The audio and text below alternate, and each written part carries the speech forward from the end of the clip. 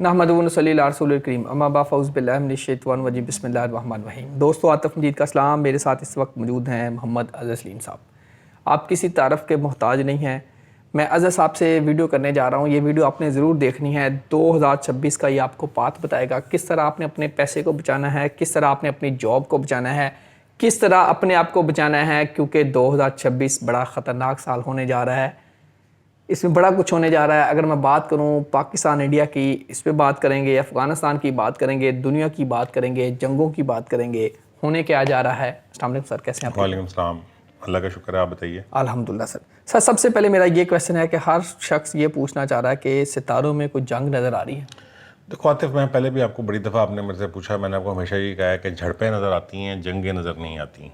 ठीक है, जंगों और झड़पों में फ़र्क क्या है, पहले तो ये आप डिफ़ाइन करें। ठीक है, एक आधा दिन, 2 दिन, 3 दिन जो इस तरह का जो सिलसिला चल रहा है वो झड़पें हैं। ठीक है, जंग होती है जब आप किसी जगह पे जाके, किसी कंट्री में जाके उसके रकबे के ऊपर कब्ज़ा करते हैं, उसको क्लेम करते हैं, उसके बाद पे सारा उधर सारी वो मार्च आपका होता है, जो कुछ भी होता है वो इस तरह का।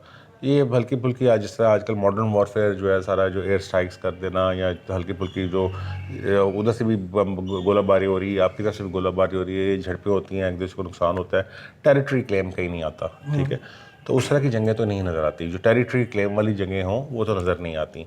झड़पें जो हैं वो इस तरह की वो चलती रहेंगी, वो चलती आ रही हैं हमेशा से। जहाँ पे कन्फ्लिक्टेड एरियाज़ हैं, बॉर्डर एरियाज़ हैं, जिन जिन के आपस में कन्फ्लिक्टेड एरियाज़ हैं, वहाँ पे वो झड़पें चलती आ रही हैं और वो चलती रहेंगी भी। सर 2026 की अगर मैं बात करूं, 2026 कैसा साल होगा दुनिया के लिए और कहां कहां तब्दीलियां होंगी? या हमने पिछली वीडियो में आपने बड़ा कहा कि अपनी नौकरियां बचा लें, अपने आप को बचा लें, अपने बिजनेस बचा लें। बात ये है कि असल चीज़ ये है कि आप ये देखो कि चेंजेस आ कहाँ पे रही हैं। ठीक है, आपके जो पूरा फाइनेंशियल सिस्टम है वो चेंज होने जा रहा है। बिल्कुल ठीक है। आपका पूरा ग्लोबल फाइनेंशियल सिस्टम जो है वो इस वक्त एक क्राइसिस के अंदर चल रहा है। ठीक है, जहाँ पे आपने पिछले दिनों अगर आप देख रहे हो तो जो ग्लोबल डेट है वो बहुत बढ़ चुका हुआ है।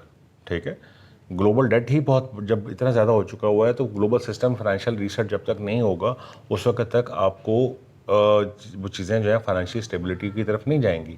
ग्लोबल डेट रीसेट होगा और आगे आपकी एआई आ रही है, सारी एआई आपकी जॉब्स को रिप्लेस करने जा रही है। ठीक है, बहुत सारी मतलब हर एक की जॉब तो नहीं, लेकिन बहुत सारे जो रूटीन के काम है, जो डेली रूटीन के काम है, वो एआई करने जा रही है, अब एआई से होने जा रही है। ठीक है, आगे आगे जॉब्स के रिप्लेसमेंट जितनी भी आपके मतलब आप सीधी सी बात ये देखो कि यूएस के अंदर टेस्ला जो है वो ड्राइवरलेस टैक्सीज लेके आ रही है। ठीक है, जब ड्राइवरलेस टैक्सीज आ रही हैं तो जो वो लोग जो टैक्सी का काम कर रहे हैं इस वक्त, जो ड्राइव का उबर का काम कर रहे हैं या दूसरे जिस तरह काम कर रहे हैं, क्या उनकी इनकम हिट नहीं होगी? वहाँ पे इनकम हिट होगी उनकी। इसी तरह एआई बहुत सारी मुख्तलिफ जॉब्स को रिप्लेस करने जा रही है। तो जब एआई रिप्लेस करने जा रही है तो आपको कोई ना कोई उसका ऑल्टरनेट चाहिए। या तो आपको उस एआई के अंदर महारत इतनी आ जानी चाहिए कि आप वहाँ से उसको अपनी एक इनकम सोर्स उधर से आप जनरेट कर सकें। ठीक है, नहीं तो दूसरा ऑल्टरनेट क्या है उसका? दूसरा ऑल्टरनेट ये है कि आपको अपने जो कम से कम अपनी जो डेली रूटीन लाइफ गुजारने के लिए जो ज़रूरियात हैं उनके लिए आपको खुद मुख्तार होना पड़ेगा। ठीक है, उस खुद मुख्तारी का ताल्लुक कहाँ पे आ जाता है? फिर ये आ जाता है कि आप फार्मिंग की तरफ चले जाएं। ठीक है, आप जितने अपनी फार्मिंग खुद करें, अपने लिए जो कुछ चीज़ें आपकी ज़रूरी हैं वो आप खुद बनाएं। देखें, 2-3 चीज़ों का कभी नहीं ख़त्म होने वाला काम। ठीक है, एक कपड़ा, एक खाना पीना। ठीक है, ये चीज़ें आर्टिफिशियली जनरेट नहीं हो सकती। इवन दो कोशिश बहुत हो रही है, लेकिन जब भी कोई जेनेटिकली मॉडिफाइड फूड आता है आपका तो उसके बहुत सारे साइड इफ़ेक्ट्स भी आते हैं। ठीक है, तो वो चीज़ें तो नहीं होने लगी फिर प्रॉपरली मार्केट में नहीं आने लगी। ठीक है, विदाउट साइड इफ़ेक्ट्स। तो इसका बेहतर हल यही है कि जब आप इन 2 चीज़ें जो हैं, जो आपकी डेली रूटीन, एजुकेशन, कपड़ा, खाना पीना, ठीक है, ये चीज़ें आपकी ज़रूरत रहनी है, एआई इनको रिप्लेस नहीं कर सकती। तो आपको अपना फोकस इन चीज़ों की तरफ करना पड़ेगा। सर 2026 में अगर हम पाकिस्तान के हालात की बात करें, कैसे नज़र आ रहे हैं आपको? देखो, पाकिस्तान के इकॉनमी के वाइज अगर बात करें या पॉलिटिकली, तो हम पहले डिस्कस कर चुके हुए हैं। ठीक है, इकॉनमी वाइज जैसा मैंने पहले कहा कि देखो, जब एक सिस्टम चेंज हो रहा होता है तो कोई चीज़ बहुत ज़्यादा स्टेबल नहीं होती। ठीक है, इकॉनमी पाकिस्तान की अभी भी, मैं नहीं कहूँगा, मैं पिछले मेरे ख्याल में 2 साल से तो मैं आपके प्रोग्राम में बार बार कह रहा हूँ कि बहुत सारे क्लेम्स किए जाते हैं, इकॉनमी बेहतर हो रही है, लेकिन एंड यूज़र के ऊपर कभी उसका इफेक्ट नहीं नज़र आया। ठीक है, तो मैंने इस बात को हमेशा एस्ट्रोलॉजिकली डिनाई किया है कि इकॉनमी अभी तक कहीं बेहतर नहीं हो रही, कहीं बेहतर होती नज़र नहीं आ रही।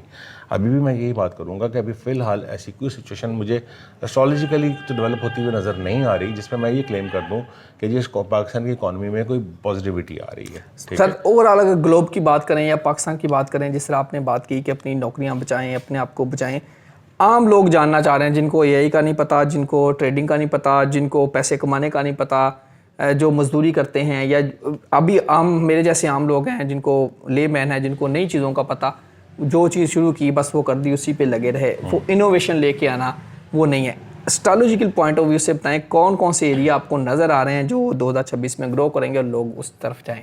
देखो सीधी सी बात है, पाकिस्तान में इस वक्त मेरा मेन फोकस जो है वो यही रहेगा कि लोगों को एआई की तरफ आना चाहिए। एआई के अंदर कौन कौन सी चीज़ें ऑटोमेशन के ऊपर जा रही हैं। आपको पता है मेरा अपना काम भी आईटी से रिलेटेड है। ठीक है, तो जो इस वक्त जो आपका जो फ्रीलांसिंग का काम है बहुत सारा, ठीक है, वो एआई के थ्रू बहुत सारे लोग कर रहे हैं। ठीक है, एआई टेक्नोलॉजी के ऊपर बाहर इतनी डिमांड है मुख्तलिफ चीज़ों की, बाहर से लोग उसके ऊपर फॉरेन अर्निंग कर रहे हैं उसके ऊपर। ठीक है, छोटे छोटे टास्क बनाने होते हैं, उनके ऊपर आपको अच्छी खासी अमाउंट्स मिल जाती हैं। बॉट्स हैं, एआई बॉट्स वगैरह बन रहे हैं, एआई एजेंटिक एआई बहुत ज़्यादा इन हो रही है। अभी आगे एआई के अंदर और बहुत सारी चीज़ें नई नई आ रही हैं। तो जैसे जैसे आप लोग उन चीज़ों की तरफ करते जाएंगे तो उनमें आपको मौका मिलता जाएगा। मेरा मशवरा ये होगा कि इस वक्त आपको सबसे टॉप प्रायोरिटी के ऊपर एआई के टूल्स जो हैं वो उनको ऑपरेट करना आना चाहिए।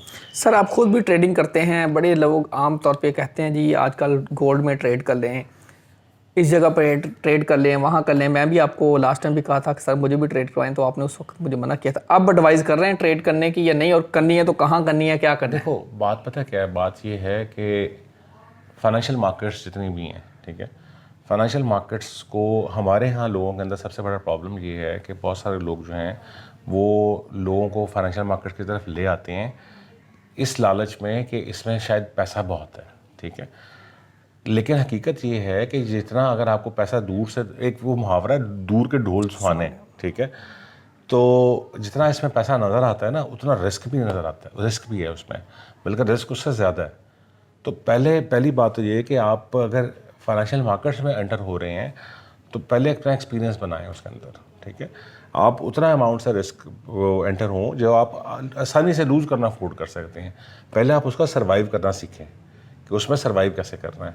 जब सर्वाइव करेंगे तो आपको ऑटोमेटिकली ऐसा ऐसा आप उस लेवल तक ग्रो कर जाएंगे जहाँ पे आप कुछ अर्न करना शुरू कर देंगे। आपको जब मैंने मना किया था आपका भी यही था हिसाब के भाई कि अच्छा मैं इससे अर्निंग कितनी कर सकता हूँ। ठीक है, जैसे अभी थोड़ी देर पहले आपने बात की कि आपके एक दोस्त हैं जो इस वक्त हमारे साथ बैठे भी हुए हैं, ठीक है, कि वो 20 लाख रुपए महीना कमाना चाहते हैं। वो 20 लाख कमाना चाहते हैं, आप भी कमा सकते हैं 20 लाख रुपए, अदर बैठे बताने लगे। अब 20 लाख रुपए महीना अगर कमाना है फाइनेंशियल मार्केट से, ठीक है, तो दो तरीके हैं।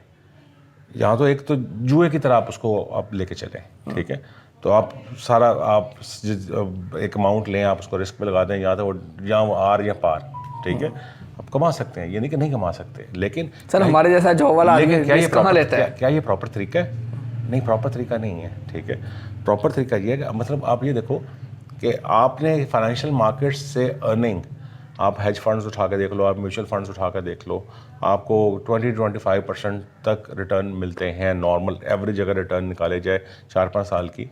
तो अगर आपको बैंक आपका 10-11% दे रहा है और आपको एक कहीं दूसरे सोर्स से इन्वेस्टमेंट से, आपको हेज फंड से, म्यूचुअल फंड से, ठीक है, आपको 25 से 30% तक प्रॉफिट मिल रहा है, तो इट मीन्स ऑलमोस्ट डबल और ट्रिपल। ठीक है, तो क्या ये काफ़ी नहीं है? तो अब अगर आप ये सोच के इस मार्केट में आओ कि भाई आपने एक दिन में लाख का 10 लाख करना है, तो वो आप 10 लाख नहीं कर सकोगे, आप वो लाख भी दे के जाओगे इस मार्केट में। ठीक है, तो सबसे पहली चीज़ ये है कि इसको काम को बगैर सीखे, बगैर समझे नहीं करना चाहिए। ठीक है, और करना भी उसी से चाहिए। लोग क्या करते हैं इसमें, लोग आपसे पैसा पकड़ लिया, आपके किसी दोस्त से पैसा पकड़ लिया, घर वालों से पैसा पकड़ लिया, उधार पकड़ लिया, ठीक है, कि जी मैं तो बना के मैं तो ये पता नहीं कर लूँगा तो वो कर लूँगा। तो देखो हर काम को जब तक आप रियलिस्टिक बेसिस के ऊपर नहीं करोगे तो आप उसको फ़ायदा नहीं उठा सकते आप उसके अंदर। ठीक है, आप उस पर वो कहते हैं ना कि दूसरों का मुंह देख के खुद को चपेड़े नहीं मारनी चाहिए मुंह लाल करने के लिए। ठीक है, तो ऐसा नहीं वो काम करना कि जिसमें आपको दूसरों को नज़र बहुत आ रहा है कि जी आप पता नहीं ये क्या कर रहे हैं, वो कर रहे हैं।